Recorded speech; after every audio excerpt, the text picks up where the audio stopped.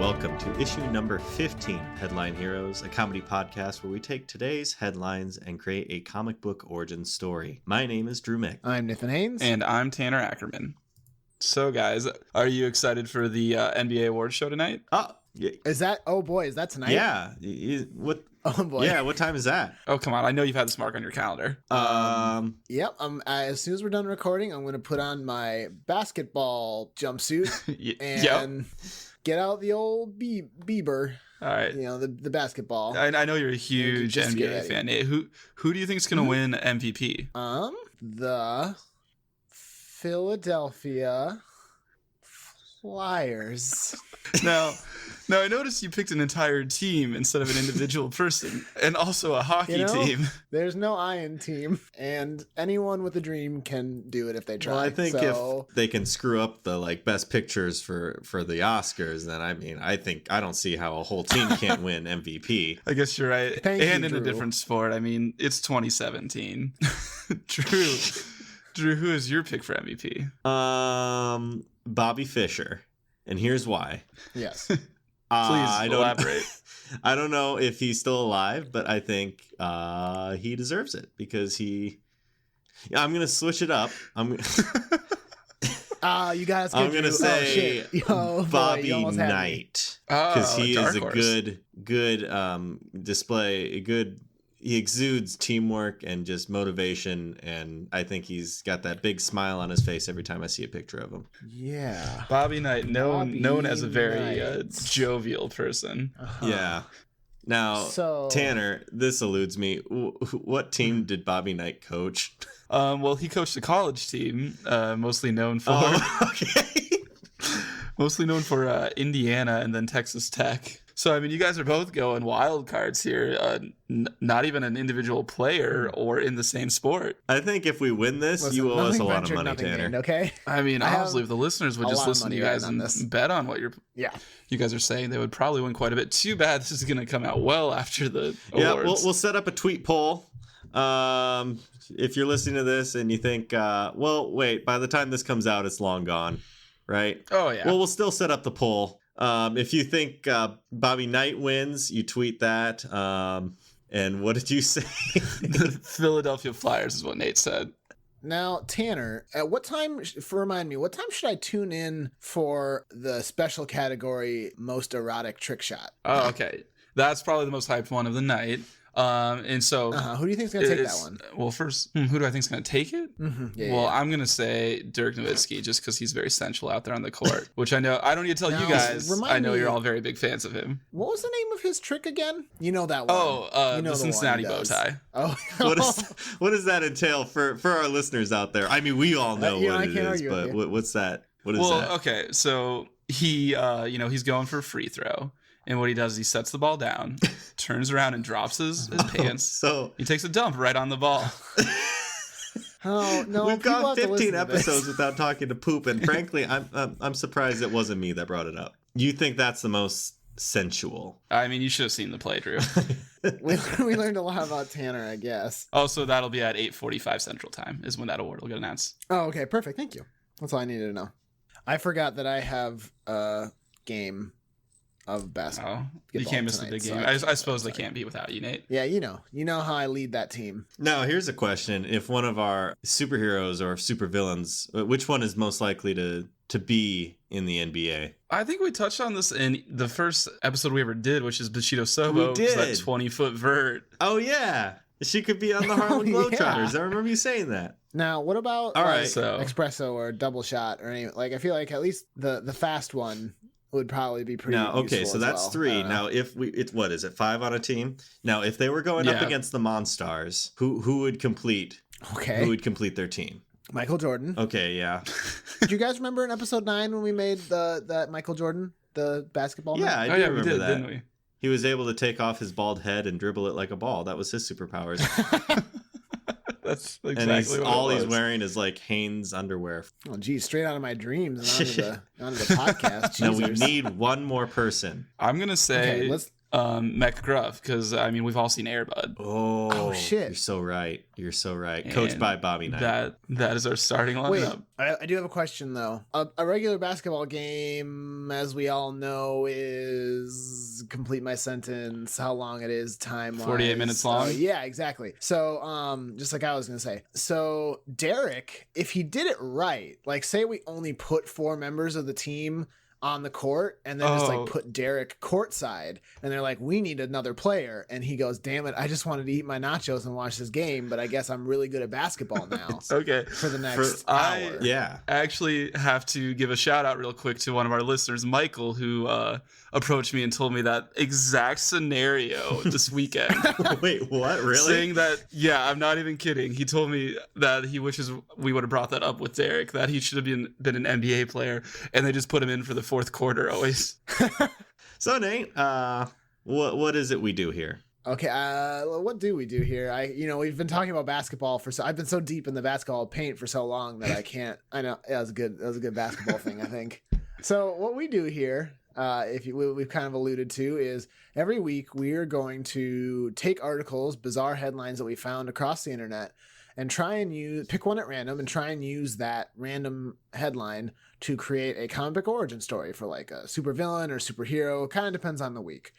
Last week we made a hero, and so that means this week we're going to make a villain. So Tanner, what do you got for us this week? Okay, so yes, we are making a villain because last week we made the original Girl Scout, Daisy, who was also our first alien and start of essentially our first Justice League type entity. Yeah, we left it open to pursue in the future, but yeah, we made our first team up Justice League set in the past during like World War I and whatnot. And we left that very open because it turns out it's incredibly hard to write an entire backstory for a Pantheon in less than an hour. Yeah. So let's see. This week, though, we are doing a villain. And the article for this, which is number 13 for you guys, is Teen dresses up as a T-Rex for prom photos with girlfriend. And this was sent in to us actually by Carl, who does the music for our podcast as well. You hear him every week, but you never hear him. Carl Sorensen. Thanks, Carl. Thanks, Carl. Thanks for tweeting at us. So now, you know how I know this is going to be a good one? If you look at the URL up top for the article, it's teen dresses up as T-Rex for prom photos with girlfriend. It was really funny. So like that really sets us up right away for success. Because sometimes I worry, is this really funny? But this time the article wanted Thank goodness we're a comedy podcast, because if we were anything else, I don't think we could avoid the goofs here. How is this an article? This is a question I have a lot of times. This is up there for me though. It's just they are not proposed. They asked them to go to prom. That's literally it. They just happen to be wearing a T-Rex costume. This is not news. It wasn't a proposal to prom. It was the pictures before prom. Oh, okay, but. And if you I'm just so look frustrated by this article. Tanner, just take. Hey, sorry, Tanner, okay. Put down the folding chair. Tanner. Okay. You can't hit him. The computer is not him, Tanner. That's not how it works. If you look very closely, I believe you will see that the T-Rex is wearing a bow tie. Oh, now it's fine. So there's a tiny bit of drama in this article that we could maybe try and use to flesh this out. Unfortunately, Willingham, the guy who put the T-Rex suit on, his school dress code for the dance wouldn't allow him to wear the suit inside. Oh. That's about the most drama I can find in this article about a boy proposing or taking prom photos in a dino suit. So what do we want to do? Is this a guy who just really wants to be a T-Rex and you can't stop him? I mean, I think immediately his motivation is the exact controversy Nate pointed out, that he just wants to wear that into prom, but they won't let him. Does he get powers related to being a T-Rex? Does he try and enhance himself to be more T-Rex-like? Is this a science experiment gone awry? Like, where does his powers coming from? And what are they, I guess? Now, Tanner, I'm going to say it right now before you say it. Nope, I'm not going to say it. But what if he got struck by lightning right after this picture was taken? Suit? Yeah, in the suit. Yeah, of course. I'm not sure as much as I think what would end up happening is not a fusing of T-Rex and man. It would just be a fusing of whatever plastic, whatever that T-Rex is made out of fused to this man's skin, and then it's just a hospital ride. Yeah, we can't escape the fact that it is made of plastic. What if during prom he sneaks away and goes into the chemistry room to finish up some experiment he's been working on? I feel like we just did that type of thing though with Professor Persuasion. I was thinking we could do something like he's walking away from prom all angry and upset, like kicking rocks, and he like stumbles across this weird looking pawn shop or something like that, and it's run by the devil, it turns out, and he just makes some offhanded comment that he wishes he was a real T-Rex. And so then the costume gets magical powers from that, but the curse is he can never take it off. If he ever takes it off, he'll die. Or something like that. And that would explain how it actually gives him powers instead of it just melting plastic to his skin. And then he walks into the pawn shop and he gets hit by lightning. Is that what you mean? Sorry, yeah, that's what I meant. There's a genie in there, and he strikes him with lightning. Or he gets like a monkey paw, and then he gets struck by lightning. Yeah. He has to say the magic words first, gam gam sam sam, and then he gets hit by lightning.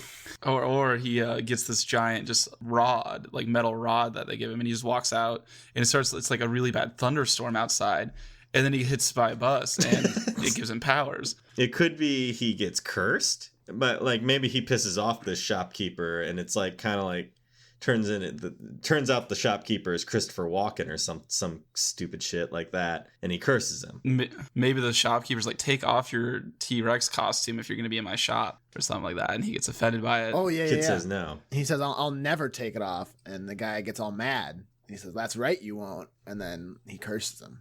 There we go. Now, could we retcon it so that it's like the principal? Because we already had that established drama. Like, you can't wear that in here. He's like, no, I'm not gonna take it off. He's like, all right, so it shall be. Turns out the principal is a cursed genie. Okay, so like he sneaks into prom then somehow, like he crawls through the vents and then gets in, and the principal catches him out on the dance floor and drags him to the principal's office and tells him to take it off, and then he refuses to. Yeah. And the principal's like, all right. Well, here's my first edition Tony Robbins Necronomicon. Oh. Is it too soon to dip back into that well? Or are we ready? I mean, it's not to say... I mean, in this world, the Necronomicon exists. But there could be many followers of the Robbins Con. Necro-Tony Con? Necro-Robbins Con. Yeah, that's the one. I think that does make more sense, though. That'd be the principal. Okay. I like the idea of at least referencing the Necronomicon or something like that again, because it makes the principal's powers less arbitrary and like it makes it less random in the scope. Mysterious. Like, and then the principal happens to be magic for some reason. Like it makes it like, but like the Necronomicon was a good idea because it like pulled from something that we already sort of established. Should we go with it then? We can keep workshopping it too, see what else sort of comes out. What other ways could he get power? Like, well, it could be the route that the suit was already cursed, and he puts it on, and he does some sick moves on the dance floor, and lo and behold, that's the T-Rex shuffle, and that's what summons and activates the powers, and he turns into a T-Rex. Ah, yes, the T-Rex shuffle. Yeah, the T-Rex shuffle. To the left, to the left, to the left, to the right, to the right. Now bite, now bite, now bite, now chomper all the round. So like the mask then, that it's a curse and he put it on? Yeah. I mean, we gotta, it can't be right away that it activates the powers, because somehow this picture was taken with him in the normal suit. That's before prom. Yeah, but something happens at proms. Oh, that's prom what you're saying. that I makes see. it. Yeah, that's what Drew's saying. Maybe the principal drew Tony Robbins' pentagram on the gym floor. Kid happens to dance in the middle of it. Oops, activates it. Could be a combo then. Combo. I don't know. I like the Necronomicon one, but if you guys like the dance one better, I'm willing to go with that too. I'm genuinely good with either. I like the Necronomicon. I think was fun because it pulled from established lore. I was trying to think of a way to combine it, but it's just completely absurd. No, let's do the Necro Robbins Con principal. All right. Tight. Principal is a fan of Tony Robbins. Has a first edition book about convincing people to do things and other dark arts. Before we go further, should we talk about Tony Robbins and what the hell we decided with that for the audience in case this is their first episode? So we had an episode 2 episodes ago, issue number 13, started with a raccoon, now we're here, in which we posited there was a character called Professor Persuasion who went to a Tony Robbins seminar because he wanted to be more persuasive and have people listen to him. And during the Tony Robbins event, Tony basically granted upon him powers that he could use to convince people to do things if he lectured them. Was that about right? Yeah, we decided Tony Robbins was some ancient power responsible for the Necronomicon. Yep, that's what I remember. So Kid is absolutely shredding it on the dance floor. It's kind of like Charlie Brown. Yeah, Peanuts. He's doing the Charlie Brown. I was thinking it's kind of like a John Hughes teen movie. Like the adults are looking on like, what is this kid doing? And he's just shredding it. Oh, okay. The principal pulls him aside. It's just like, you can't do this. The heck I can't. And then he starts doing the worm, I guess. That's a great visual. What's the girl doing? I'm gonna be a dinosaur forever, he yells. I feel like there's gotta be some ironic statement by him or some sort of trigger that the principal gets to do this thing to him. Like either I'm never taking this off or I'm gonna be a dinosaur forever. Yes. He thrashes his head and hits the principal and makes the principal spill his punch all over his like 70s style suit. And he just had it cleaned. He just had it cleaned and pressed. It was his prom suit. His grandpa was buried in it. And then he dug it up. Do you know how hard that was to clean? He needed his grandfather's remains for some Necronomicon thing. Oh, yeah. And also the suit. That's a really nice suit. Really good suit. This is an important question. What's the girlfriend doing through all of this? Is she like supportive of this T-Rex life? Is she like, oh, I can't believe he's doing this? I don't know. Maybe she like ends up then dancing with like his best friend or something. And that's also because he's a villain. So, I mean, that's part of what makes him like go bad after the suit. Like maybe he like runs back into the prom and there she is slow dancing with his best friend instead. And then they kiss. Now, when he runs back into the prom, is he by this time a full-fledged T-Rex? Yeah. And he keeps just yelling, but it's like a dinosaur roar. And also people are fucking running by this point. Yeah, but his girlfriend and that boy are still dancing. They're not letting anything get in the way. Well, they're playing their song. They're too caught up in each other. Your song, love song, lots of songs. Was the theme of this prom like prehistoric? But that sounds more like a Vacation Bible School theme. But I love it though. Like, oh man, what a cool T-Rex. Well, no, wait, hold on. I feel like if it was prehistoric, maybe they would have let it slide for this kid to come in with the T-Rex. You're outfit. right. The theme was actually not prehistoric. Opposite anything but prehistoric. Maybe it was like future was the theme, so he had to dress like all sci-fi. And he's like, F that, I'm going the opposite way. Now, he could make the argument that T-Rex are the future because Jurassic Park, like, cloning tech and whatever the hell they did with the flies, the mosquitoes. Maybe that was his argument, but they just wouldn't listen. Boy, they're cracking down. Also, he swayed his head back and forth like a mighty T-Rex and hit the principal. Yes. You can't make me take this off. Whap. Punch everywhere.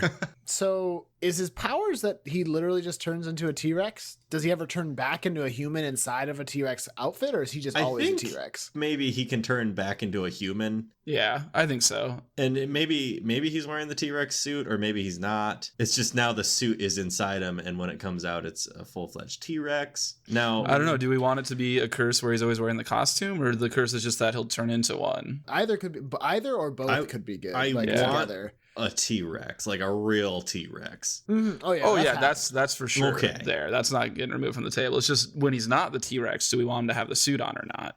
I vote suit because I think it's funnier. I think it's funnier, and it sort of will help propel him to being a villain. Yeah, because otherwise he'd probably be more of a hero. I think if I could turn into a T-Rex at will, I'd be like, all right, I'm gonna go stop this bank robbery. Hey guys, we're in luck because the work has already been done for us this week for the costume. This is important. Yeah. Does he keep the bow tie after transformation? Oh, absolutely. Yes. He's got this bow tie. Absolutely. Hell yeah. So, as a villain, what's his motivation? So he's mad at the school, but like, where does it go? Does he become? Where else does it go? I have a few questions that could help us determine motivation. Yeah, let's do it. And also along with his powers, can he just do this at will, or does something trigger it? I like Tanner's idea of sort of a Hulk scenario where if he ever gets upset, maybe at first it's just whenever he gets upset until he learns to control it. Now, is that too Hulk? No, this one's a T-Rex. You're right. All right, next question. It's gonna be a hard line to walk just because like if he's a guy who turns into a beast at all, I feel like the Hulk parallel's already there, so he might as well just lean into it. So we're gonna say that it's intense emotion that brings it out. Yes. Especially if he sees his girl dancing with his best friend. Can't have that. He was just ruined that night. Like, one, he is now can transform into a giant raging prehistoric hell beast, and 2, he lost his girl and his best friend because he ate them. Oh, now does that he? could be an interesting breaking point. Like, he eats his girlfriend and his best friend, and he's just like, it completely devastates his psyche, and he kind of goes mad from it a little bit. Yeah, when he turns back into his costume human form, he like realizes what he's done, and he just goes batshit insane. So he's like the Joker, but T-Rex. But T-Rex. That sounds horrifying. Yeah. Would it still be intense emotion, or could he still do it whenever he wanted? Because he's insane. Well, if he's insane, I think it has to be that he does it when he wants to. Yeah. Do we want to go insane? Yeah, he's an insane T-Rex. Do we have an insane guy yet? I don't think we actually do. No, we don't. Yeah, that works. So that night, he snaps and he eats up his best friend Trevor and his girlfriend Beatrice. Yep. Yeah, all right, there's the names. That's good. I had a second question to help us determine motivation as well. Is he now a pawn of the principal, or is he just... I think maybe with the insanity, that kind of answers that. He's kind of his own thing now. Yeah, maybe the principal thinks at first that he's going to get to control him. But oopsie, he accidentally eats his best friend and girlfriend, so he kind of loses it. You can never count on that. Uh-oh. So yeah, that's kind of motivation. He's just insane. So what does he start doing then? Does he just like, generic evil things like rob banks, make polio exist again? Generic things, What if he somehow starts stuff. Is there a way for him to start to work to like either make more people like him, or like bring back the Jurassic Age, like somehow like start to bring back more dinosaurs? Maybe he breaks into like a museum, and if there's like fossils of dinosaurs, he can bring them back. Yeah, I guess we've kind of established that he's like all about that prehistoric life. Insane him is just like, bring him back. He's seen Jurassic Park, all 4 of them, so many times. What else are you guys thinking? Should we do one of those mashup things? We could try that. Like, didn't we have that for a name? Or wait, what was that? I forgot. No, it was just you guys said Nightlight at the same time. We both had the same idea. We both had an idea, and we said it at the same time. But this, we don't have that. You could have one person say a prehistoric word and one person say a crime word and see what happens. Okay, that's a good idea. You guys want to do it and I'll count down? Yeah, so this is an idea that we all got from a podcast we all listen to called Cool Games Inc. We just wanted to put that out there in case Griffin and Nick were listening in and being like, that's our idea. And then they, they sue us. Drew, I really admire that you have such high hopes for the podcast. A boy can dream. Hey, you know what? Don't let your dreams be dreams. Chase your bliss. Let your dreams be T-Rexes. All right, so who wants to do what? I'll do the crime word if someone wants to do the prehistoric word. Okay, I guess I've got a word, but I don't think it's that good. So 3, 2, I'll count down 3, 2, 1, go. Well, you guys would go on the Yeah, so 3, 2, 1, and then we'll go. All right, here we go. 3, 2, 1. Arson. Thunder lizard. Thunder lizard Arson. So he... Okay, but is he burning stuff? Oh boy. Thunder lizard arson. I don't know how that's a crime. Well, arson's a crime, but what makes it thunder lizard? Okay, I think we need to scrap that. I don't think it works very well with like prehistoric. I don't think it works well for doing anything other than the name. I guess. We'll never know unless we try. Yeah, I think we did just try. Well, just the once. I kind of like the idea of him like breaking into museums and stuff using the fossils. Stealing those bones. Them bones. Yeah, I mean, that's bones. If we want him to have like a dinosaur army, or is he just obsessed with that kind of stuff, so he just keeps taking it? And is he able to spawn some dino army? Maybe because he transforms from human to dinosaur, he can start to like, maybe when he goes crazy, he gains some sort of like, kind of like the Joker where he's like hyper smart, sort of. He gains some intelligence. Yeah, and he like analyzes what the chemical process that his body goes through to turn from human to dinosaur, and he's like trying to turn other people into dinosaurs, like make it a gas form, like a dino bomb. That's a dope name. Okay, so he's working on this dino bomb. Is it one big bomb? Yeah, it's gotta be one big bomb. Maybe it starts with like small isolated, like in the comic it would start with small isolated incidents of that he would use that. Like maybe we discover that he's robbing places for components for his bomb. But like the guards there are like they get onto the scene and they discover the guards there are like Dilophosauruses and Velociraptors, and that's cool. They're like, what is going on? But it's all leading towards one big bomb. Yeah, the Thunder Lizard bomb. The Thunder Lizard bomb. Yeah. And it's Project Thunder Lizard Arson. Yes. Because he is burning down this world and making a new one. But actually, it's the city.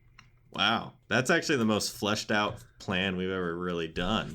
I'll be honest. When I first saw this article, I was like, oh boy, I don't know what's going to happen, where we're going. But then it really popped off. Yeah. Carl, thank you. Should we talk about his name? Yeah. I think it's about that time. Already had the idea of schizophrenic Rex. Or psychopathic Rex, but what else we got? I feel like the T-Rex thing is like a good avenue because it's like, you know, he is a T-Rex, and I feel like there's plenty we can do there. Tyrannosaurus. Oh, okay, he was cursed, right? Oh yeah. Mm-hmm. Tyrannosaurus Hex. Okay. I mean, he doesn't do any hexing, and he's not really. I like where your head's at, but yeah, he's not throwing down hexes, although I would love to see scrap it all. A T-Rex with a wizard's hat like the Sorcerer's Apprentice Mickey Mouse. Oh, and Disney is actually sending me an email right now where we have to shut down the podcast. Hold on, guys. Yep, Disney's just crashing through my window. It could be Promosaurus Rex because he's always got that bow tie on. Promosaurus. Tyrannosaurus formal. He wants to make more dinos, so he's Dino-Morus Rex. Dapper Dino. Rex. T-Rex. Drew, what was your first one? I said either schizophrenic Rex or psychopathic Rex. Those are both good. They're pretty on the nose, too. I feel like we haven't just hit the one yet. That makes us go, oh. Yeah, you're right. Do we need, like, should we focus more on the fact that he's a high schooler? The Tyrannosaurus Kid. Rookie of the year. Yeah, he breaks his little T-Rex arm, but he becomes the greatest pitcher in the major league. Maybe we add a subplot where he's on the basketball team and he's really good when he turns into a T-Rex. He's on the Monstars team. Teen Rex. Teen Rex. Now that's pretty good. We don't have to have the basketball thing, but I know, but it definitely drew inspiration. But Teen Rex, that's... You talked about hitting the one that says that we say, oh yeah, and I feel like that one to me is an oh yeah kind of name. I actually really like that. I was just kind of making a goof off of Teen Wolf, but that actually works really well. Do you guys like it? Teen Rex, because it's kind of like T-Rex, but with an een. Yeah, so let's do Teen Rex. I like that. Yeah, I'm down with that. I can dig it. Cool. All right, what else do we need? We still need a weakness, I believe. Is there a way to calm him down? Like sing to him? I don't know. Show him a picture of his... sing to him. Show him that picture of him with his girlfriend. It was a happier time then. Hit some dance music, maybe? Does he just gotta dance? He can't resist the T-Rex shuffle. His one weakness is not being able to resist the T-Rex shuffle. That's a pretty big weakness, honestly. Unless people aren't aware of it. I think people aren't aware of it. He's just gotta do it. Then that's nothing like mystical or magical or scientific about that. He's just insane, and if he hears it, he's just like, hell yeah, it's my jam. Yes. Holding it back. And if you say that's too big of a weakness, he just needs to put earplugs in. Big T-Rex ear plugs. But you know what? How does he reach his ears? He puts them in before he transforms. But I don't know if you're looking at this costume. I'm not. So he gets a lackey to do it. You're right. One of his T-Rex lackeys, a raptor, old Blue, jumps on his back and like puts him in for him. Yeah. Any other weaknesses? What's the T-Rex's natural predator? Meteors. Okay, yeah, so he's weak. Yeah. He's weak to meteors. Yeah, sucker. None of us are weak to meteors. Got him. He's especially weak to meteors. Yeah, more so than other people. Like other people burn up and die. He like burns up and dies. And tar. Oh yeah, definitely tar. If he gets stuck in that tar, he's just worthless. I think he can't really swim. I think that's an actual T-Rex thing. Yeah. They can't swim. I mean, it seems like it would be difficult for them. So, Dino Shuffle, meteors, tar, swimming. Good luck, heroes. Bingo. What's his first comic book cover look like? I just, what if it was him as a T-Rex just busting some moves on the dance floor while people are screaming and running away? I like that. I really do like that a lot. Shows that we're not it's going to be action packed, but we're also going to have some fun in this comic. And this is moments before he eats his girlfriend. Like, this is right before he spies his girlfriend and best friend. So close. When he sees them at first, it's the T-Rex shuffles on, but then the song ends, and that's when he goes to eat him. Yeah, the T-Rex shuffle ends. Love song starts playing. No, that's too high pace. We need a real slow song. What a Wonderful World by Louis Armstrong. And he looks over and it's like he gets that tunnel vision. People are screaming and there's a spotlight right on those two. And they're not leaving room for Bill Engvall between the two of them. That took me a second. It's a deep cut, but it checks out. Okay. I like that for the cover. Just him busting a move as a T-Rex. What about the font? That Jurassic Park font that's like on the sign when those gates open. Okay. So it just says Teen Wolf. Well, no. Or Teen Rex. It says Teen Wolf and Wolf is crossed it out. It says Teen Wolf. It's just Rex. Yeah, okay. Well, we don't need to do costume. We've got motivation. I think we gotta have some sort of discussion because he's got Operation Thunder Lizard Arson like underway. Should we talk about like how that is stopped, or should we leave that? That could be like a quick little thing, like which hero is best equipped to deal with this. Derek. I just like the idea that Derek's his enemy, or like this is Derek's number one enemy because Derek's like a normal person who wants to be normal, and this dude's just crazy. This guy's and crazy. Wants to be crazy. The police are onto him, and they're like, "We gotta bring in the big guns." They bring Derek, and he's just like, "Guys, I just want to work. I want to get my minimum wage. Please." He just sighs. You're the only one who can do this, Derek. Here's a gun. And they give him a gun. You're on the force. Oh, guys, not again. No, please, guys. Stop giving me guns. Should we do Derek or someone else or maybe a team up or what? We don't have any hero police officers, do we? No. That'd just be too perfect. What if it was Mech Gruff and like the watchdogs? Oh, I guess that makes sense. That's the closest we have bring to in a cop. Derek. Yeah. So Met Gruff and Derek. Met Gruff, the watchdogs, and Derek. That sounds like Derek's nightmare. Yeah. Why did they decide to bring Derek in? How did they discover Derek? Because they're kids. I guess they are watching a lot of things. Maybe just Derek has unfortunately been near a lot of crime that Mech Gruff has gone towards. And they've just noticed this guy like suddenly knows CPR. It could be an accident too. Like the police, it's like the police bring in Derek because they figured out that he's like always exactly what they need in a given situation. Against and Derek's the will. Mech Gruff kids are like, "Oh shit, watchdogs, roll out. We got a dino problem in downtown." And then they both get there at the same time and are like doing shit, and that's how this is their meet cute. And then Derek's like, "Oh, you've got this? Okay, cool." And they're like, "Wait, you're that Derek guy. Come with us." He's like, "Ah." I don't want this. The dog starts like dragging at his jeans or something. But yeah, Derek loves dogs. He's this real sucker for dogs. That's his weakness. He's got it. He's like, "Oh, I gotta." Okay, we did the dog. Okay, so these two team up. And they go up against Teen Rex. Now, what happens? They defuse the bomb. That should be Derek. Yeah, they like get Derek. Their mission is to get Derek to the bomb so he can defuse it. So he has to wear a blindfold the whole time, though, so that way he doesn't accidentally learn how to do something else. Yeah, okay. The police and Mech Gruff are like trying to get Derek to this bomb. And yeah, I like the idea of a blindfold. And then while they're up by the bomb, Derek is doing his thing, and it's like up to the police and Mech Gruff to fight off the hordes of dinosaurs. Dinosaur people. Yeah. Yeah, I like this. This is like the final fight of like a Spider-Man video game or something. Yeah, it totally is. That's what I kept thinking of. Like, yeah, Doc Connors is trying to... Oh, you know what? That is exactly the plot of The Amazing Spider-Man, isn't it? No. Okay, never mind. I hated that movie. Anyway. Oh, wait, you're right. It is. Okay. Either way, that movie did suck. Yeah, we can just disregard that. Okay. And I like to imagine that, like, in while Derek is doing his thing. Is he still blindfolded and doing this bomb? I don't think so. I think at that point he needs to see it. He's doing the bomb thing, and Mech-Gruff is fighting off the dinosaurs, and at one point, like, a little, like, Inspector Gadget, like, hand comes out of Mech-Gruff and, like, wipes Derek's brow. I like that. That's a good image. Yeah. So that's how he's defeated. Teen Rex gets away.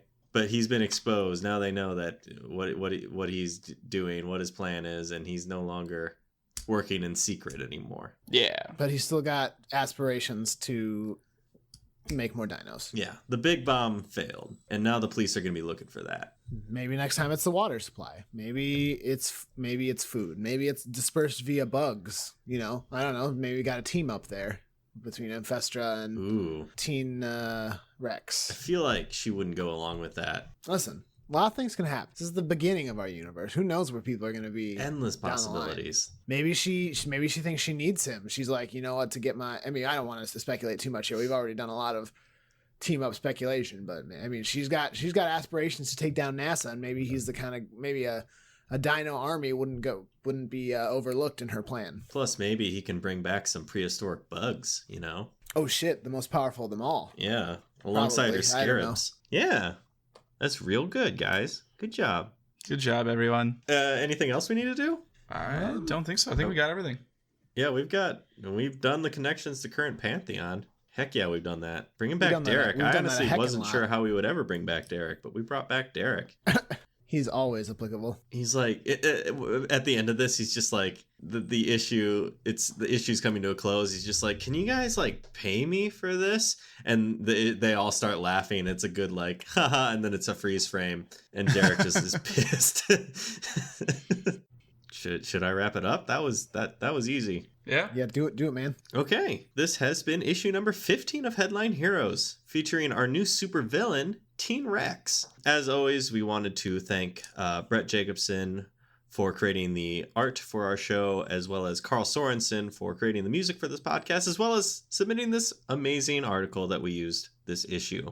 Carl's website is carljsorensen.com, and it is in the show notes.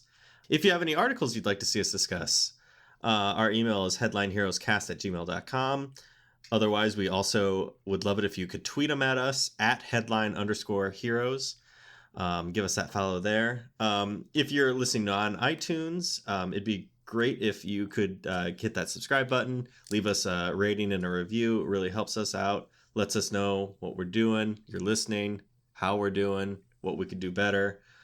Stuff like that. Just a few shout outs to people who have given us reviews. There's Just Another D20 Something, Stochastic Life, Age HRT, and Tommy Tom, which is my favorite one.